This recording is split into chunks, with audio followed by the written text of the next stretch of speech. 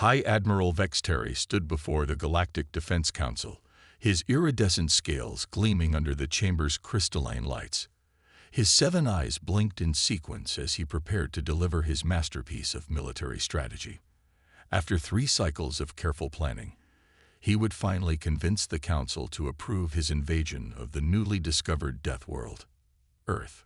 Esteemed Council members, he began, his translator converting his clicks and whistles into standard galactic common. The human threat cannot be ignored. Yes, they are confined to their solar system and a handful of nearby colonies. Yes, their technology is centuries behind ours. But their resource consumption and expansion rate are unprecedented. If we don't act now, there'll be a serious problem within a decade. From the shadows of the chamber's upper tier, a raspy voice interrupted. And I suppose you have a brilliant plan to deal with these primitives. The council chamber fell silent as Supreme War Director Click Shin emerged from his observation pod. The ancient alien's exoskeleton bore the scars of countless campaigns, and where 2 of his eyes should have been, crystalline replacements gleamed with artificial light, his remaining natural eyes fixed on Vexteri with an intensity that made the younger admiral's scales ripple with discomfort. Supreme Director, I've developed a comprehensive strategy, Vexteri continued, trying to hide his annoyance at the interruption. Our latest stealth probes show their military technology is laughably outdated. They still use chemical propellants and physical projectiles. Their ships lack proper quantum shielding. A single battle group cold. Tell me, Admiral, Klitzin interrupted again, his voice carrying the weight of centuries. Have you ever seen a human smile? Vexteri blinked in confusion. I fail to see the relevance, Supreme Director. Of course you don't. Klitzin's artificial eyes pulsed with remembered pain. 30 cycles ago, I commanded our first and last military expedition into human space. We thought exactly as you do now. Superior technology, superior numbers, superior tactics. He chittered softly. We were such fools. The council chamber's atmosphere grew heavy as Klitzin activated his neural projector. A holographic scene materialized in the chamber center. A massive Confederation warship facing off against what appeared to be a tiny human vessel. This was the CNS World Ender, our most advanced dreadnought at the time. Watch what happens when it encounters a single human mining ship. The scene played out. The human vessel, clearly outgunned, should have retreated. Instead, it accelerated directly toward the dreadnought. Warning indicators flashed across the hologram as the smaller ship's reactor went critical. They turned their reactor into a weapon, Vexteri observed, trying to sound unimpressed. A primitive suicide tactic. Watch, Kletchin commanded. The explosion that followed wasn't just destructive, it was precise. The human ship had somehow shaped its reactor detonation into a focused wave that bypassed the dreadnought's shields completely. But that wasn't the worst part. As the smoke cleared, tiny objects could be seen flying through the breach. The mining ship's escape pods. Except they weren't escape pods. They hollowed out their mining drills and turned them into boarding torpedoes, Klitzin explained. The crew rode the explosion into our ship. They took control of the World Ender in less than 30 minutes. Do you know what they did next? Vexteri's scales had lost several shades of their original luster. They destroyed it. Worse, they renamed it. Klitzin's artificial eyes flickered. They called it the UNS Got Your Nose and turned it into what they called a party boat. They used our most advanced warship to host something called a rave while broadcasting the entire thing across human communication channels. The Supreme Director moved closer to Vexteri, his voice dropping to a whisper that somehow filled the entire chamber. That was just the beginning. Every time we thought we had them cornered, they did something that defied not just military doctrine, but several laws of physics. They turned their atmospheric re-entry shields into improvised weapons. They weaponized their coffee makers, their drink dispensers, Admiral, into plasma throwers because someone thought it would be hilarious. But surely with proper planning. Vex Terry began. They called it speedrunning. Klickson continued as if he hadn't heard. Different human military units competed to see who could capture our ships the fastest and in the most creative ways. They made instructional videos. They gave awards for style points. He chittered again, a sound of pure existential dread. The humans didn't just beat us, Admiral. They turned our defeat into entertainment. The council chamber remained deathly silent as Klickson returned to his observation pod. Your invasion plan is denied, Admiral Vex Terry. The humans are to be left alone until they either destroy themselves or evolve into something less terrifying. This is not a suggestion. It is survival. As the chastened Admiral left the chamber, Klickson's artificial eyes dimmed slightly. He hadn't told them about the worst part. Somewhere on Earth, humans were already running simulations of future conflicts, coming up with increasingly creative ways to turn the laws of physics into their personal plaything. And they were having fun doing it. That, more than anything else, was why you never went to war with Deathworlders. They didn't just fight wars. They enjoyed them. Junior Commander Zekfel had a plan. A brilliant plan, if he did say so himself. Despite the Council's explicit orders against engaging with humans, he knew that a properly executed show of force would prove High Admiral Vex Terry right. One quick strike to demonstrate superiority, then immediate withdrawal, just enough to make these primitives understand their place in the galaxy. The target was perfect. A small research station orbiting one of humanity's outer colony worlds. His battle group would destroy it, proving human defenses were inadequate, then jump away before any response could be mounted. Simple, clean, effective. Target locked, Commander, his weapons officer reported. Research Station Sierra 9 in optimal firing position. Zekfel's membranes rippled with anticipation. Fire when ready. Standard demolition pattern.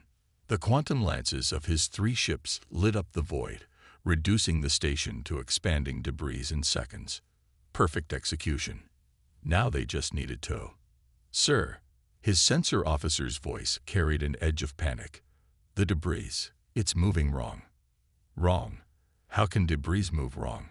Zekfel demanded, but then he saw it too. The fragments weren't dispersing randomly.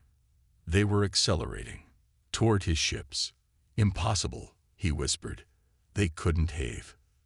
The debris cloud slammed into his battle group's shields, but instead of bouncing off, the fragments began to vibrate at precisely the resonant frequency of their defensive screens. Shields that could withstand direct hits from capital ship weapons were being undone by precisely calculated pieces of scrap metal. They turned their entire station into a weaponized debris field, his tactical officer said, mandibles clicking in disbelief. The humans somehow calculated exactly how it would break apart under our attack pattern. Before Zekfel could process this, his communications officer chittered in alarm. Sir, we're being hailed by the debris. A human face appeared on their main screen, wearing what they would later learn was called a shit-eating grin. Hey there, the human said cheerfully, as if they weren't currently orchestrating an impossible attack. I'm Dr. Sarah Chen, former director of Sierra 9 Station. Well, until you guys redecorated it. She checked something off-screen. Quick question. Do you know what a resonance cascade is? No. Well, you're about to find out. Also, thanks for participating in our new defense system test. We've been waiting months for someone to shoot at us. Zekfel's translator must have been malfunctioning. Defense system test. Oh yeah. Dr. Chen's grin widened. See, we figured someone would eventually take a pot shot at our defenseless research station, so we turned the whole thing into what we call a reverse Uno card. She made air quotes with her fingers. The entire station was basically one big tuning fork designed to match your shield frequencies. Pretty neat, huh? As if to emphasize her point, the shield harmonics on all 3 ships began to fluctuate wildly. But this is a research station, Zekfel protested. You're scientists. Correction. We're human scientists, Chen replied. Being absolutely terrifying is kind of our thing. Oh, by the way, while we've been chatting, my colleagues have been boarding your ships through your own waste disposal systems. Turns out they're just big enough to fit a human in powered armor if they clench real tight. Zekful's secondary heart nearly stopped as his internal security feeds confirmed it. Humans in salvaged environmental suits were emerging from maintenance ducts throughout his ships. Armed with were those modified cleaning supplies. "Sir," his security chief called out, "they're using our own sanitization foam as an incapacitating agent, and they've somehow weaponized the waste recycler's toe." The transmission cut off in a burst of what sounded suspiciously like laughter. "Don't worry," Dr. Chen assured him, still grinning. "The foam's non-lethal. Mostly. We're not monsters after all. We just wanted to field test some theories about xenotechnology adaptation in low-resource scenarios. For science." Within 20 minutes, all 3 ships had been captured. Not a single life was lost, though many dignity certainly was, especially when the humans started posting what they called highlight reels of the entire operation on something called SpaceTube. The final insult came when they renamed Zekful's flagship from Divine Retribution to Science Rules and converted it into a mobile research lab. Dr. Chen even gave him a lab coat and offered him a position as a research assistant, claiming his first-hand experience with their defense system made him uniquely qualified to help improve it. When the Council received his after-action report, Supreme War Director Clixon's only response was to laugh for approximately 10 minutes straight. The humans had proven his point better than he ever could. They didn't just win fights. They turned them into research opportunities, entertainment, and most terrifyingly of all, fun. The video of Zekful's defeat became required viewing at the Confederation War College, filed under Why We Don't Mess with Humans 101. Dr. Chen's paper on improvisational xenotechnology repurposing in combat scenarios won several prestigious human scientific awards, and the footage was used in no fewer than 12 doctoral theses on creative problem-solving in low-resource environments. Fleet Engineer First Class Tilara couldn't believe what she was seeing. Her sensor readings had to be wrong. No species could be this creative with technology, and yet the evidence was right in front of her 7 eyes. "Run the analysis again," she mandated, her appendages trembling slightly as they interfaced with the quantum computer. "There has to be a logical explanation for what these humans are doing with our salvage tech." The results came back the same. After the disastrous Science Rules incident, humans had gotten their hands on various pieces of Confederation technology. Any rational species would have spent years carefully studying and reverse engineering these advanced systems. Instead, the humans had immediately started improving them, if you could call it improvement. "Commander Nuthix needs to see this," Tilara whispered to herself, transmitting her findings to the bridge. Within moments, she was summoned to explain her discoveries.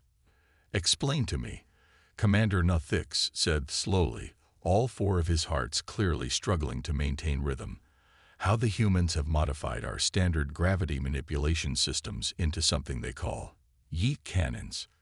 Tilara brought up the technical analysis. "They've somehow reversed the polarity of our artificial gravity generators and turned them into projectile accelerators. They're using them to launch their ships at speeds that should technically tear them apart, but they've compensated by—" She paused, checking her calculations again, "by surfing the gravitational waves." "They're what?" Nothix's scales lost several shades of color. "Their term for it is gravity skating," Tilara continued, her professional demeanor cracking slightly. "They've turned space combat into something they call an extreme sport. They're even holding competitions." The main screen displayed footage of a human vessel performing what could only be described as a ballet in space, riding waves of distorted gravity like some sort of cosmic surfer. The ship should have been crushed. Instead, it was pulling off maneuvers that made several senior physics officers excuse themselves to be quietly sick. "But that's not the worst part," Tilara added, bringing up another display. "Remember our quantum communication arrays? The ones we thought they'd never be able to decrypt. Don't tell me. They didn't decrypt them. They reprogrammed them into something they call quantum meme generators. They're using faster-than-light communications to share what they call shitposts across the galaxy. Nathix's facial tentacles curled in confusion. What's a shitpost? As if in answer, every screen in the command center suddenly lit up with an image of a human in a spacesuit doing something called a dance move, overlaid with the text, "Get quantumed, say no friends," accompanied by a sound that several crew members would later describe as cursed. They've weaponized humor, Tilera said, her voice hollow. And that's just the beginning. Look at what they've done with our terraforming technology. The display shifted to show a human colony world. Where once had been careful, precise environmental modifications, there was now what appeared to be a planet-wide experiment in extreme climate engineering. They're using our atmospheric processors to create what they call sick jumps for their ships. Tilera explained. They're riding the stratospheric currents like some sort of aerial skateboard park. They've turned planetary engineering into an entertainment venue. Commander Nathix watched in horror as a human vessel performed what was apparently called a 360 no-scope atmospheric entry. The ship should have burned up. Instead, it left a trail of burning atmosphere that spelled out GGEZ visible from orbit. But sir, Tilera continued, her voice dropping to a whisper, the most terrifying development is what they're doing with our quantum entanglement engines. Do I want to know? They're using them to order pizza across space-time. Nathix's translator must have glitched. They're what? They've modified our most advanced faster-than-light technology to ensure that their food delivery arrives before they order it. They're calling it pre-dash. It's apparently revolutionizing their food service industry. The commander slumped in his gravity chair. They've turned the fundamental forces of the universe into convenience features. Yes, sir. And they're making money doing it. Their stock market is enthusiastic about the applications. As if to punctuate her point, another quantum meme materialized on their screens, this one showing a human eating something called a pizza roll while riding a gravitational wave. The caption read, "Delivery time. Yesterday. Welcome to the future, sponsored by Human Engineering Team." Engineer Tilera, Nathix said finally, please tell me we at least still have technological superiority in some area. Tilera's appendages twitched nervously. Well, sir, about that. They've started a project they're calling Pimp My Spaceship. It's a competition show where they take boring alien technology and make it awesome. Last week's episode featured them turning a Confederation quantum torpedo into something they call a dubstep cannon. And what exactly is a dubstep cannon?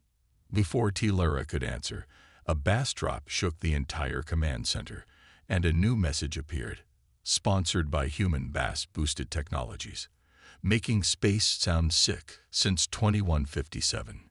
Commander Nathix made a note to update the official Confederation policy on human containment. Clearly, keeping them confined to their solar system hadn't been enough. They weren't just adapting alien technology, they were redefining the very nature of what technology could be. And worst of all, they were having an absolute blast doing it. Intelligence analyst Ixtra stared at her monitoring screens with growing existential dread. Her job was to track human military communications and analyze their battle strategies. Instead, she found herself watching something called a Twitch stream. Welcome back to Punking Xenos, sponsored by Energy Drink Team. The human announcer's voice was far too cheerful for someone narrating military operations.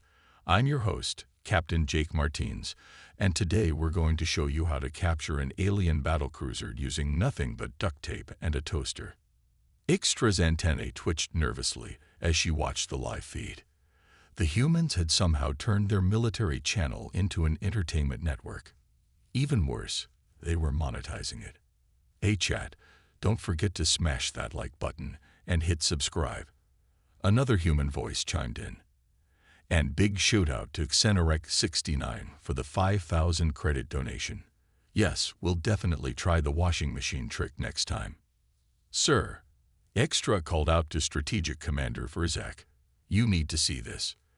The commander floated over to her station, his crystalline eyes widening as he took in the scene. On screen, a team of human Marines was indeed approaching a Confederation battlecruiser, armed with what appeared to be modified kitchen appliances. Today's speedrun attempt is being brought to you by Flex Tapedom. Captain Martinez continued. When you absolutely need to patch a hull breach in the middle of a space battle. Accept no substitutes. They're streaming their attacks. Verzak's voice carried a note of disbelief. Not just streaming, sir. They're taking audience suggestions.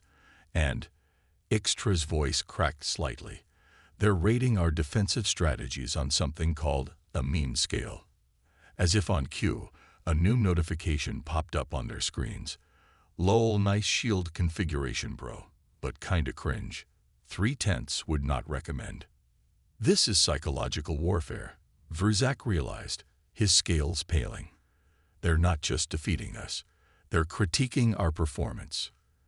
The stream continued, now showing the human Marine attaching what looked like a modified coffee maker to the battlecruiser's hull. Okay, chat, watch this. We call this one the Espresso Express. Basically, we're using the pressure differential from a supercharged coffee maker to create a localized breach in their quantum shields. Pretty poggers, right? Extra's translator struggled with the term poggers, but the intent was clear enough as they watched their most advanced shield technology get bypassed by caffeinated engineering. And now for the real big brain play, another Marine announced. Watch what happens when we combine the toaster's heating element with their plasma conduits. What followed was a series of events that made several senior engineers resign on the spot. The humans had somehow turned their battlecruiser's own power distribution system into what they called a sick light show. Don't forget to clip that.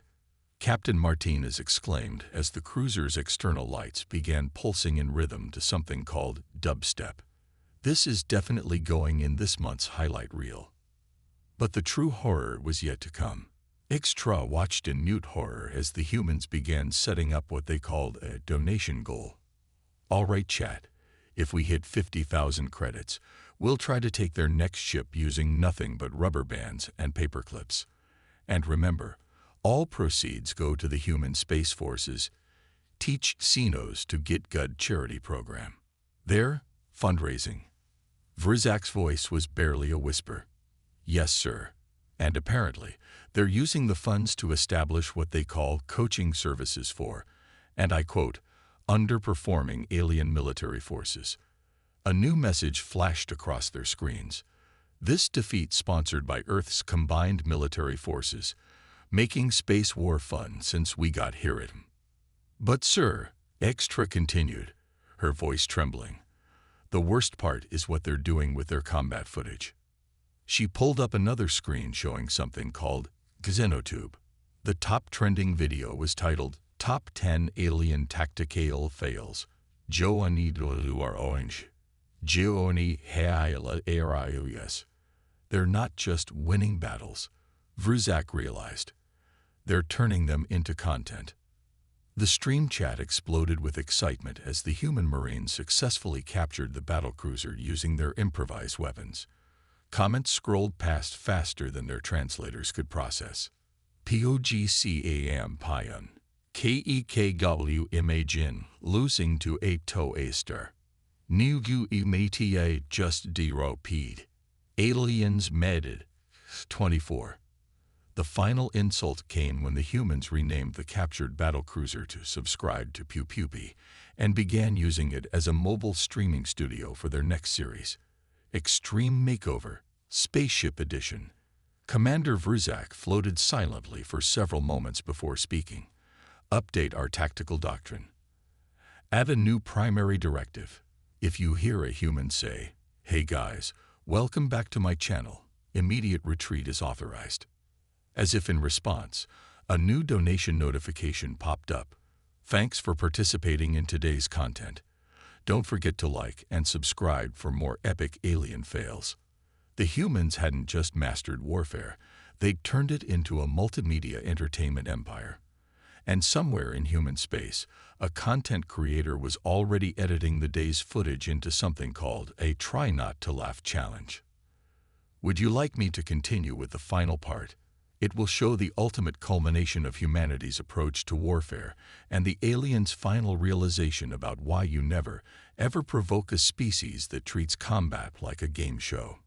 Grand Admiral Zexthor, last Supreme Commander of the Confederation's First Strike Fleet, stood before his assembled war council.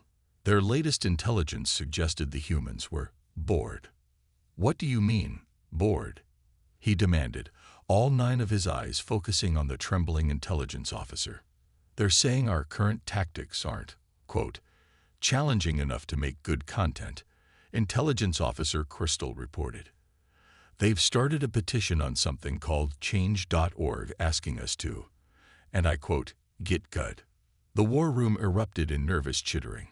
After months of increasingly humiliating defeats, after watching their most advanced technology turned into what humans called meme material, after seeing their proud military tradition reduced to entertainment fodder, this was the final insult.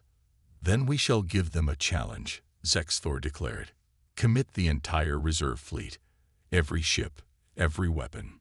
No more holding back." A heavy silence fell over the room. Finally, Strategic Director Maxwell spoke up. "Sir, with all due respect, have you seen their latest patch notes?" "Their what?" Maxwell activated the main display. A document appeared, formatted like some sort of game update. Human Warfare Patch 2.5 on. Buffed coffee maker conversion rate to quantum disruption. Nerfed traditional shield configurations, too predictable, lol. Added new trick shot mechanics for style points. Implemented challenge mode for extra credit. Fixed bug where aliens could sometimes win. Cheek, working as intended. They're treating this war like some sort of game. Zexthor's scales rippled with indignation. "Sir," Crystal interjected, "they've also announced something called a season pass. Apparently, if we survive long enough, we unlock special cosmetic rewards for our ships." Before Zexthor could respond, every screen in the war room suddenly lit up with a transmission. A human face appeared, wearing what their cultural database identified as a gaming headset. "What's up, guys? Captain Sarah Chen here, coming at you live from the bridge of the U.S. PogChamp, formerly known as your flagship Divine Retribution." She grinned. "Quick announcement. We've just hit 10 million subscribers. To celebrate, we're doing a special event. Take your kid to War Day." The camera panned to show what appeared to be a human child wearing a miniature military uniform, sitting in a command chair clearly modified to look like a gaming seat. "Say hi to the streamed, honey." "Hi, alien friends." The child waved enthusiastically. "Today I'm gonna show you how to capture a dreadnought using just my homework and some bubble gum." Zexthor's translator must have malfunctioned. "They're letting their offspring command military operations." "Oh, it gets worse," Crystal whispered.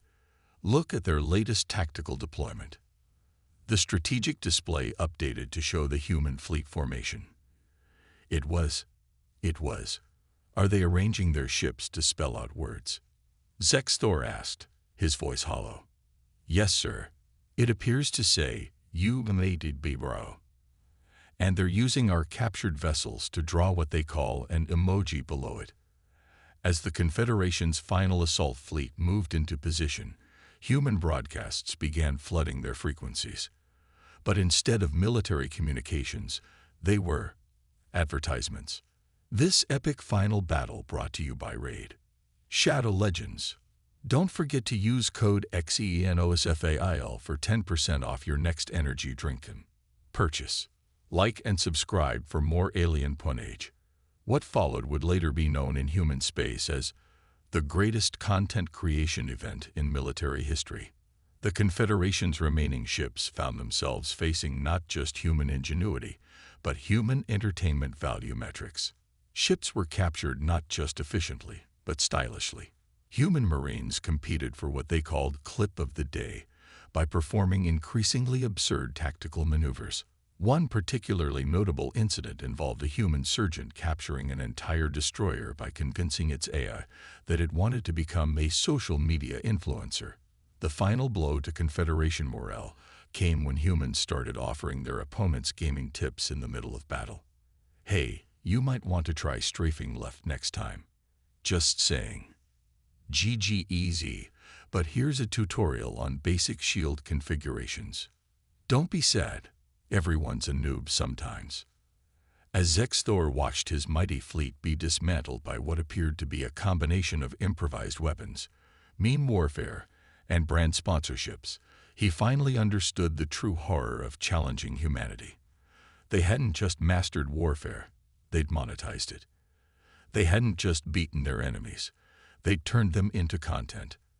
And worst of all, they were having the time of their lives doing it. The war ended not with a bang, but with a live stream highlight reel and a promotional code for 20% off human design ship modifications. The Confederation's surrender document included a mandatory subscription to something called SpaceTube Premium. Years later, when asked why the mighty Confederation had given up interstellar warfare, the answer was simple: you don't fight a species that turns combat into content. You don't challenge a civilization that treats battlefield tactics like gaming strats. And you absolutely, positively never go to war with a people who can turn your most humiliating defeat into their most profitable entertainment venture. As for the humans, they simply added a new category to their content creation portfolio: how to make friends with former enemy aliens, not clickbait. Giovanni Wholesome.